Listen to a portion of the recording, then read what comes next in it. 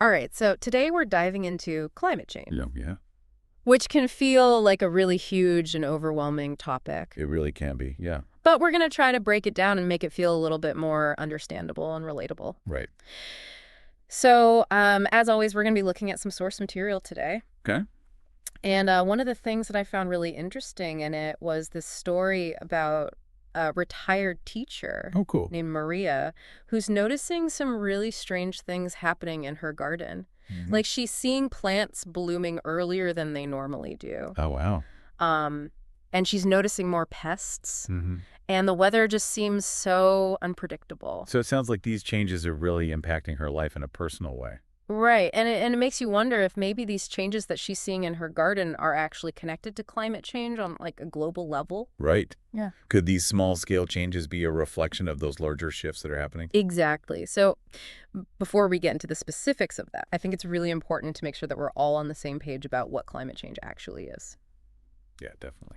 So, we always hear the term thrown around, but sometimes I think it can be a little bit confusing. Mm-hmm. So, how would you define climate change? Well, it's more than just the weather changing day to day. Right. It's about big, long-lasting changes in weather patterns over long periods of time, Mm. like decades, centuries, even millions of years. Wow.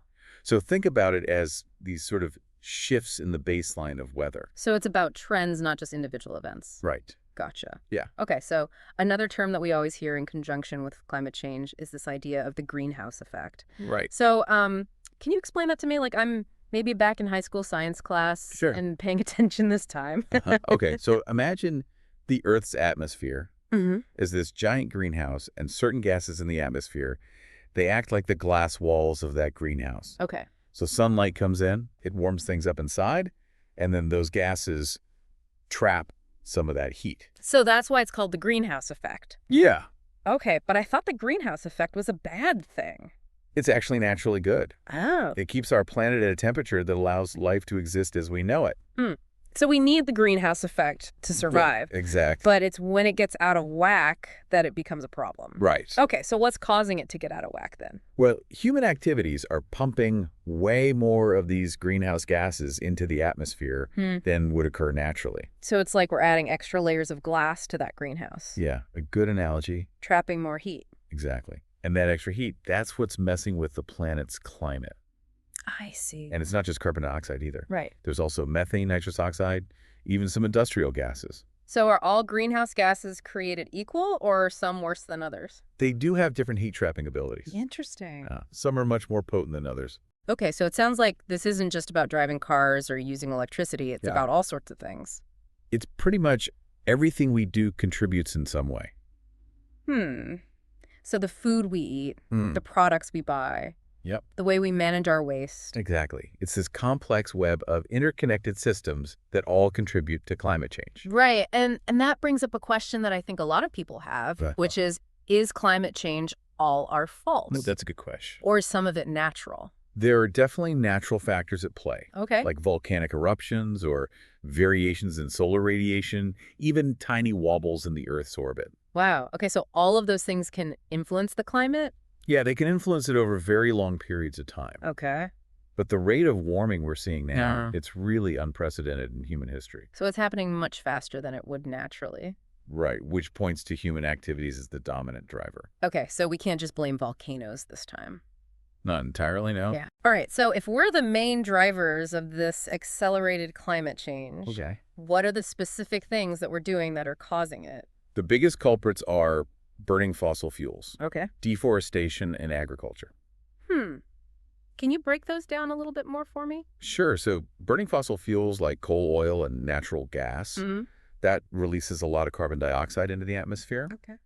And deforestation, when we cut down trees, Yeah. we remove those natural carbon sinks. So trees help absorb carbon dioxide. Exactly. Right. And agriculture, it contributes to climate change through things like methane emissions from livestock and nitrous oxide emissions from fertilizers. Wow. So even the way we produce our food has a big impact. Right. And we can't forget about things like industrial processes and waste management too. Mm-hmm. They also release greenhouse gases into the atmosphere. Okay. So it really is this complex web of interconnected activities that are all contributing to climate change. Right. All right, so now I want to bring it back to Maria and her garden. Do you think it's possible that the weird things she's seeing are actually connected to global climate change? Well, let's think about it. Okay. She's seeing plants blooming earlier, Mm-hmm. which is consistent with warming temperatures. Right. She's seeing more pests, Yeah. which could be a result of disrupted ecosystems, Mm-hmm. and the weather's becoming more unpredictable, Mm-hmm. which is a hallmark of climate change. Mm. So it really could be all connected. It's definitely possible. Wow. That's amazing and a little bit scary to think about. It is. So it's not just about melting glaciers and rising sea levels. Right. It's affecting things as small as a garden. Exactly. Mhm. Climate change has global impacts, Mm-hmm. but it manifests in very local ways. Mm. And those local impacts, they have consequences for our societies and our economies, too. Okay, so we've established that it's real, it's us, and it's affecting everything from gardens to glaciers. Right. But before we go any further, Yeah. I think it's important to acknowledge something. This Okay. can feel really overwhelming. Oh, absolutely. Like, what can one person even do about something this massive? That's a very valid feeling. It is. And we'll definitely talk more about what we can do later. Okay, good. But it's important to remember that while the challenge is immense, Mm-hmm.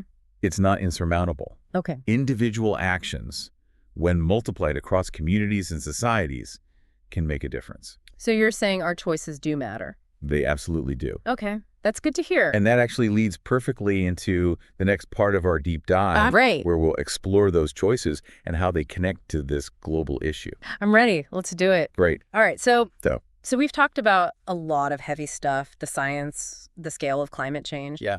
But now I actually want to talk about solutions. Yeah. Because, it's easy to get bogged down in all the doom and gloom. Right. But our source material actually highlighted some really amazing community projects, like the Incredible Edible Project in England and the Equiola Project in Spain. I've heard of those, yeah. Have you had? Yeah, they're doing some really innovative work. Yeah, and it's really inspiring to see people actually out there doing something. Absolutely. But it also makes me wonder, What's that? like, how much can these local efforts really move the needle on a global problem? That's a great question. And it's one that a lot of people grapple with. Yeah. But I think it's important to remember that these local projects, Mm-hmm. they're not just about their immediate impact. Okay. They're about demonstrating what's possible Mm-hmm. and inspiring others to take action. So it's about more than just like one town switching to solar power. Yeah. It's about proving that it works. Exactly. And then maybe other towns or even bigger regions will follow suit. It creates this ripple effect. I see. And as more communities adopt these sustainable practices, Yeah. they start to influence policy decisions on a larger scale. Okay, so it's like bottom up and top down. Exactly. We need both. So citizens are leading the way, Mm-hmm. but then governments and institutions are catching on and providing support. Right. It's this feedback loop.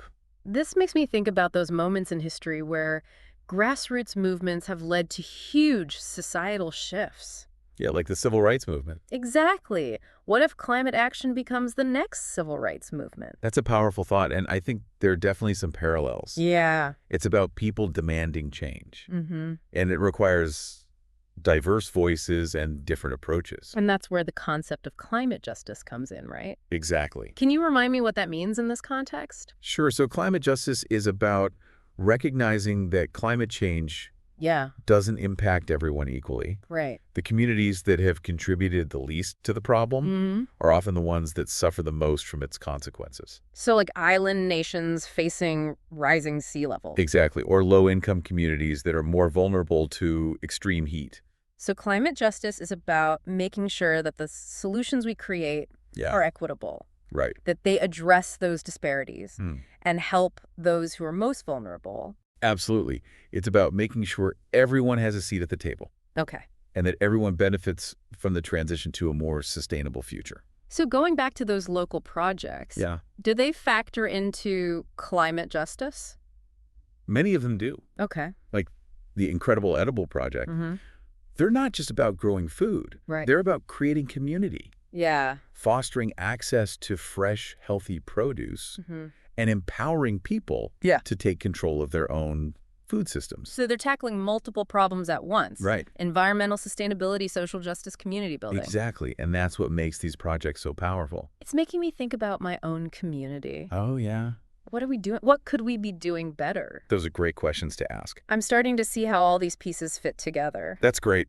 But there's one thing I'm still grappling with. Okay, what's that? Even with all these amazing local efforts, Yeah. we're still talking about a global problem. Right. So how do we bridge that gap? That's the million-dollar question. It is. And it's one that we'll explore further in the final part of our deep dive. Okay. We'll look at how local actions can contribute to achieving global climate goals and what needs to happen on a larger scale to really address this crisis. Okay, I'm ready for that. Let's finish unpacking this. All right, let's do it. All right, so welcome back to the deep dive. Yeah. We've talked about a lot of stuff already. They have. Yeah, science of climate change. Right. The power of local action, climate justice. Yeah, it's been a lot. It has. But it's all important stuff. It is. Yeah. And now it's time to kind of bring it all home and talk about what we can actually do about all this. Right, like how do we take all of this information and actually turn it into action? Exactly, because it's easy to feel overwhelmed. Oh, yeah. But our source material actually emphasizes this idea of focusing on what we can control. Right. And that starts with paying attention to what's happening right outside our own doors. Yeah, like what are you seeing in your own community? Okay, so instead of doom scrolling about melting glaciers, I should be looking around my own neighborhood. Exactly. But like, what should I be looking for? Well, the source material actually gives us some really good prompts. Okay. Think about the seasons. Okay. Have you noticed any changes in the timing of them? Like, is spring coming earlier or is fall lasting longer? Okay. What about the plants and animals in your area? Yeah. Are there new species that you're seeing or have some disappeared? Okay. And what about extreme weather events? Right. Have you noticed those becoming more frequent?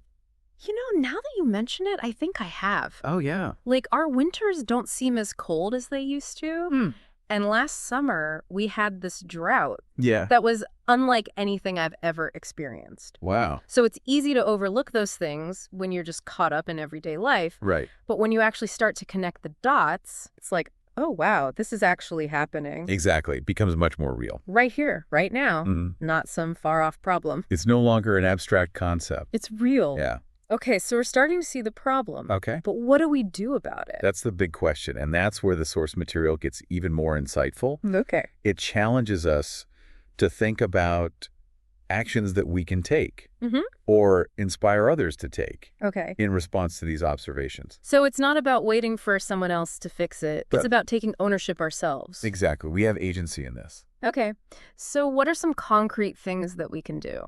Well, there are so many options, and it doesn't have to be anything huge. Okay, good. Start small. Swap out your old light bulbs for energy-efficient ones. Okay. Ditch single-use plastics. Start composting your food waste. Yeah. Even just planting a tree in your yard. Okay. Or supporting local businesses that prioritize sustainability can make a difference. So it's really about those everyday choices. It is. And being mindful of our impact. Right. And remember, it's not just about individual actions. Okay.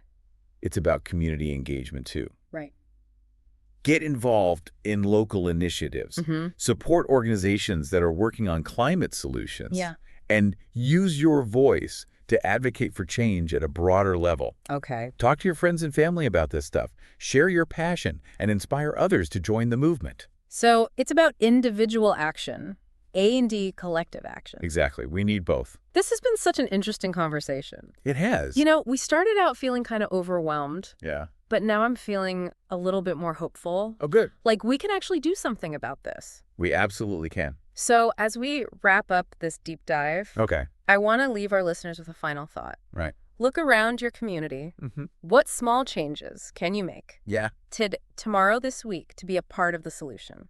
That's a great question to think about. Because every action, no matter how small, ripples outward, creating a wave of change. That's a great way to put it. That can transform our world. I love that. So let's dive in together. Let's do it.